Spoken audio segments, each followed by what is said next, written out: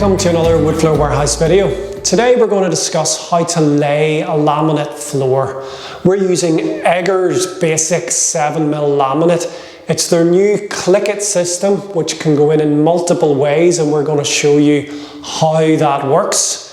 We've measured up the room. It's 4.1 by 4.3 meters, which is about 17.5 square meters. For a laminate floor, we need about 5% wastage minimum for a plank board.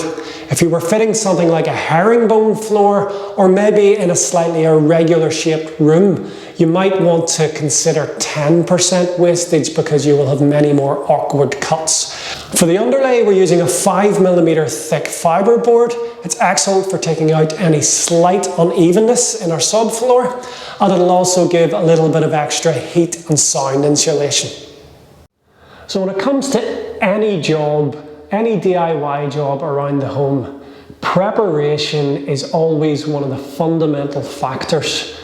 That's very, very true when you're laying a laminate floor.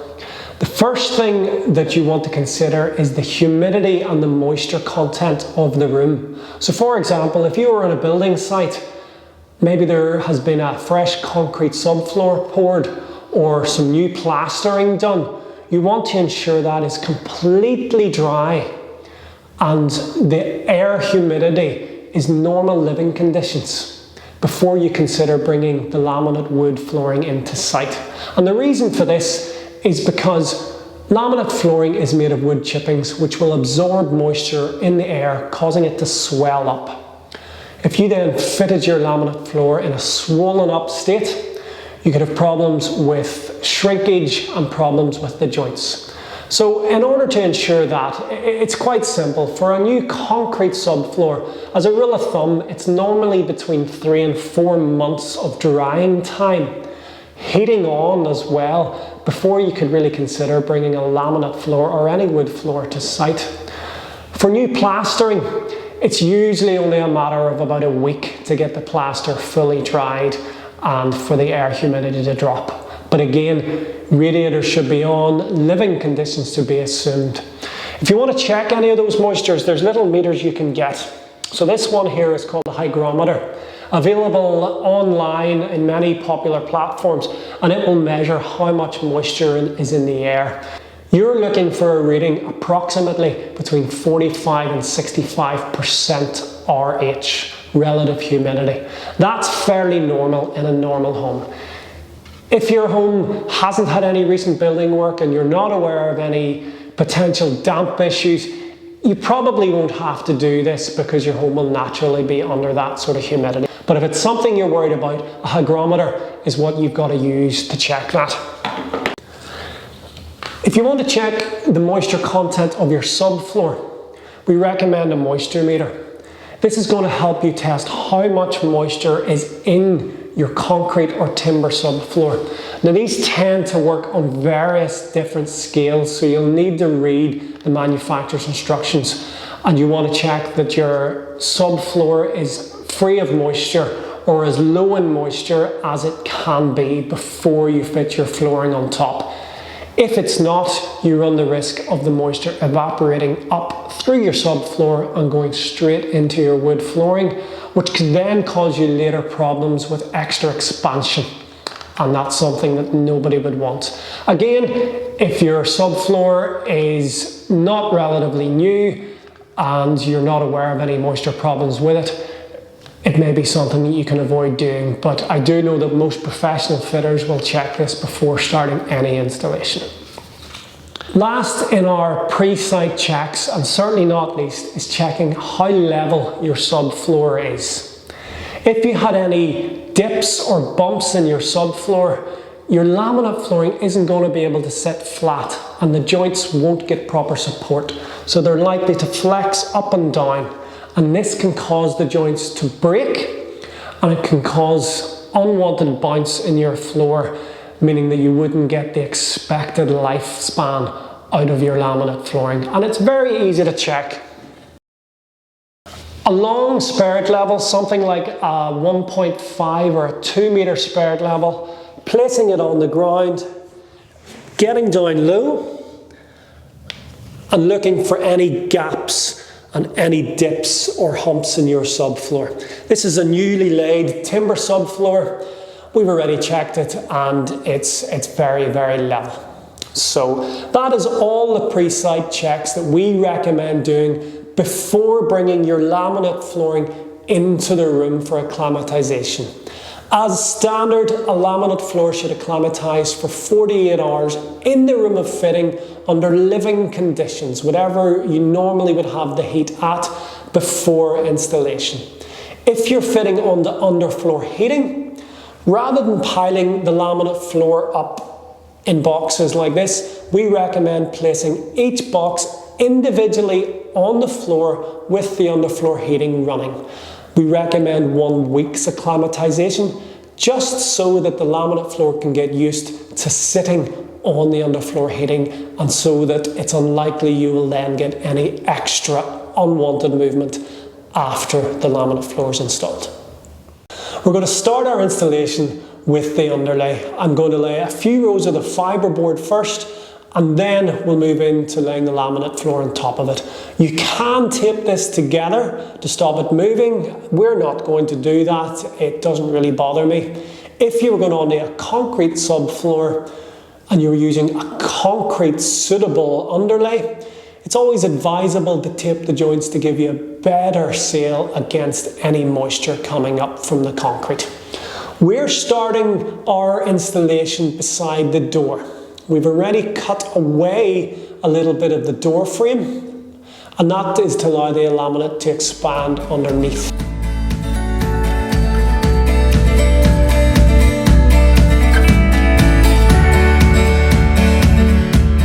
Now we have some of our underlay already down, it's time to start laying the laminate floor. So we're using the Egger Basic Laminate. It's an entry-level laminate, but still very, very good, especially considering the very competitive price. So we're going to begin by installing this laminate floor using the angle method. It's going to angle in on the short end and on the long end.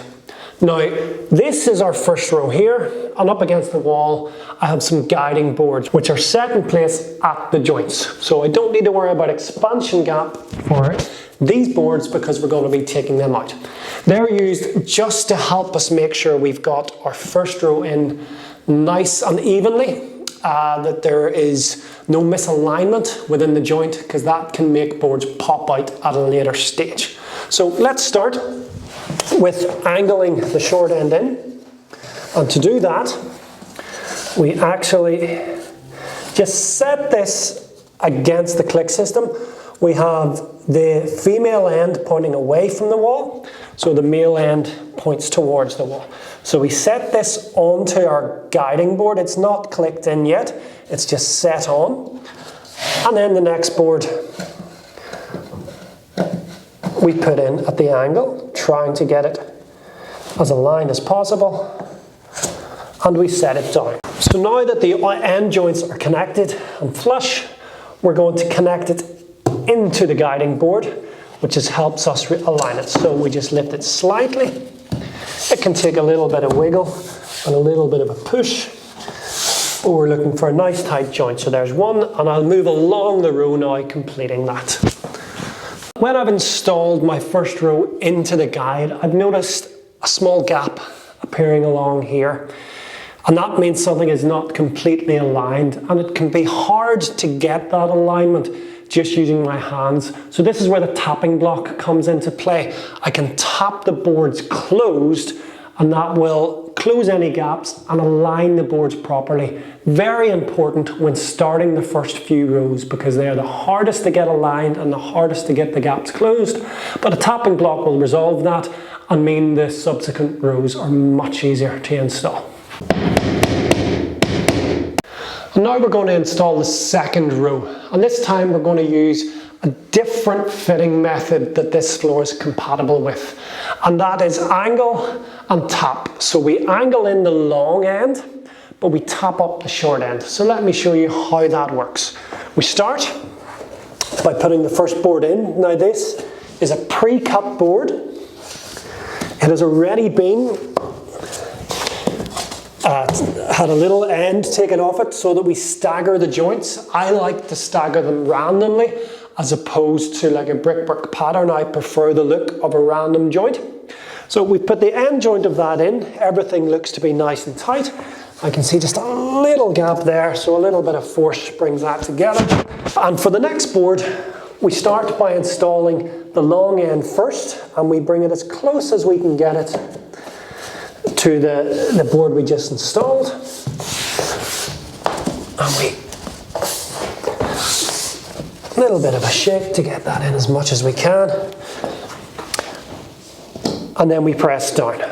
So now we've got to slide this board up. We're going to use our tapping block, keep a little bit of weight on the board to keep it down on the ground, and we'll tap it up until that joint locks.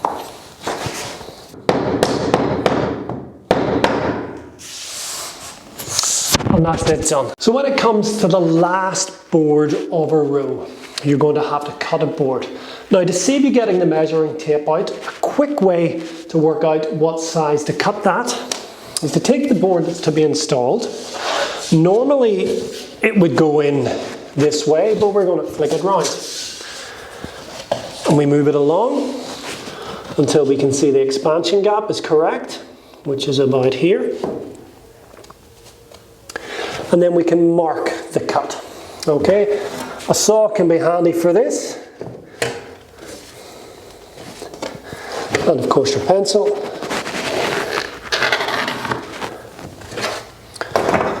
And this is our line.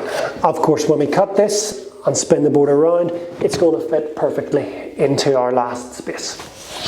So here we have our cut piece. We'll use the other piece to start the next row, giving us that staggered effect. So we can set that to the side for now. And then this will just pop into place. Now, I'm still using the tap down method. So this is where my angle bar will come into use. This is our angle pull bar. We just connect it to the end of the board. Keep these boards flat. And we can tap it down.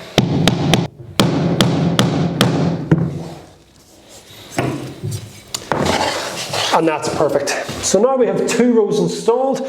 We can take out our guiding rows and continue the installation.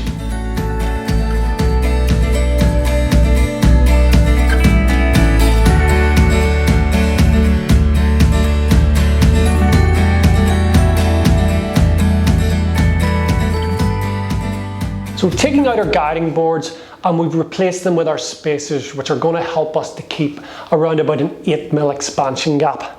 Now at the doorway, I've cut a little piece just in here that's going to fit just into the door frame. We've no architrave or skirting on, which makes life considerably easier. Of course, when you're installing any laminate floor, you really want to remove the architrave and the skirting. If that's not possible, if they're being left on, you still need to leave your expansion gap and then replace your skirting to hide it.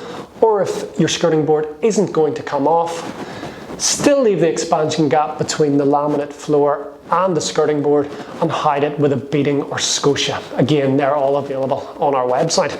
And if we're touching even just a little bit of the door frame at one little point, that can cause an issue with the laminate flooring being able to freely expand and contract. So we've taken a little nick out of the door frame so that when we push this in, that won't be seen, but it's still able to expand freely. So now we're going to do that.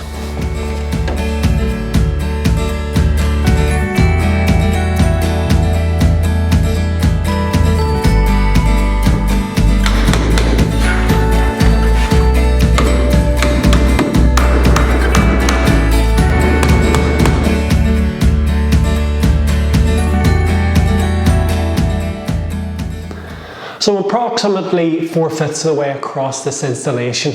I think I've installed about 15 out of the 18 meters. It's only taken about 3 hours, and that's with cutting a little bit of video in between.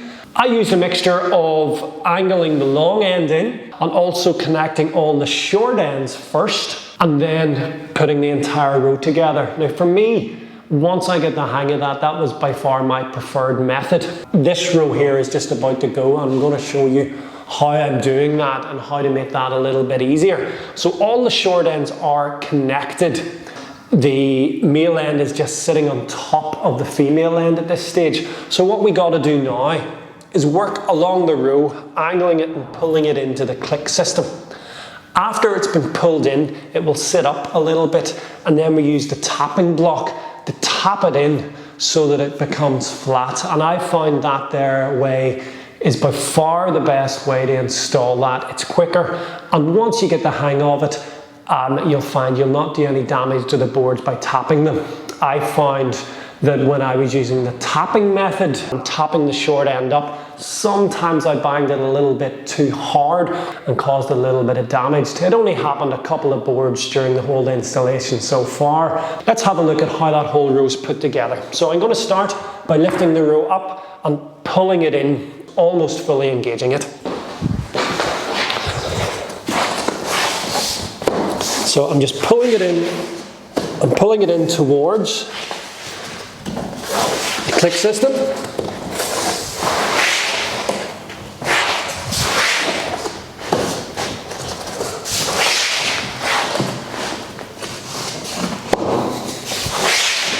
Sometimes I can almost hear a little click when I do that, and I'm just going to run back and check that it's all well engaged, nothing's come out. It's come out just a little bit down here, but that's now back in, and the end bit. So that is the whole row pulled in a little bit tighter, but as you might be able to see on camera, it's still sitting up a little bit. So the way to resolve that is with my rubber mallet and tapping block, and now I just tap right along the rows, paying particular attention to the joints, and that will fully engage the system and give me a perfect joint ready to start my next row.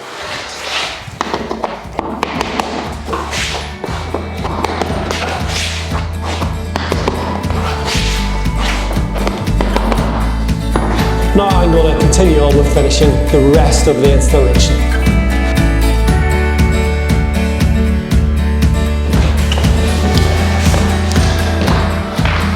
So now we're on the final row, and this one's a little bit more tricky than the others because it requires a long cut right across the board. Now you could measure this with a tape measure, but I find there's a much easier way to get the right cut. So I've got my final board here. I'm using a full board to start with, and I'm going to set it in place where it's going to be installed, bearing in mind that I've got my spacer there, so it's at the right side, and I'm going to turn it upside down and move it towards the wall, and just put in a spacer at each end,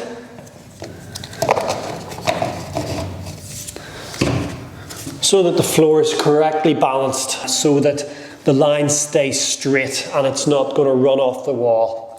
Now I just need to mark where to cut the board. And the easiest thing I find to use is another piece of laminate. Line it up against my spacer, push it against it, and that gives me my perfectly straight line for cutting, and then I just mark that with a pencil. I can cut down that with a regular hand saw, but we're lucky enough we have a rip saw on site, so I'm going to take it down to the rip saw and get that cut. And I'm going to do the same for every board right up until I finish the end.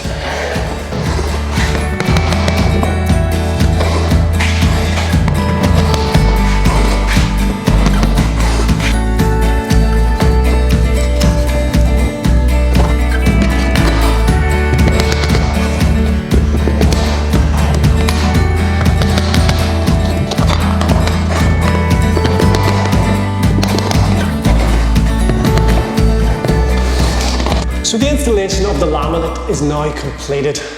I've left an 8 to 10mm gap right round the outside to allow for expansion. And all that remains is to install some skirting board around the outside to hide those gaps, and a door bar to connect us to the flooring in the next room. I hope that you found some of the tips helpful, and if you would like to learn more about installing, choosing or maintaining your flooring, visit us at woodfloorwarehouse.co.uk. go to our advice and inspiration section, and there you're going to find lots of helpful tips on how to install, how to acclimatise, how to maintain, and even how to choose your flooring. So from all of us at Wood Flow Warehouse, thank you very much for watching.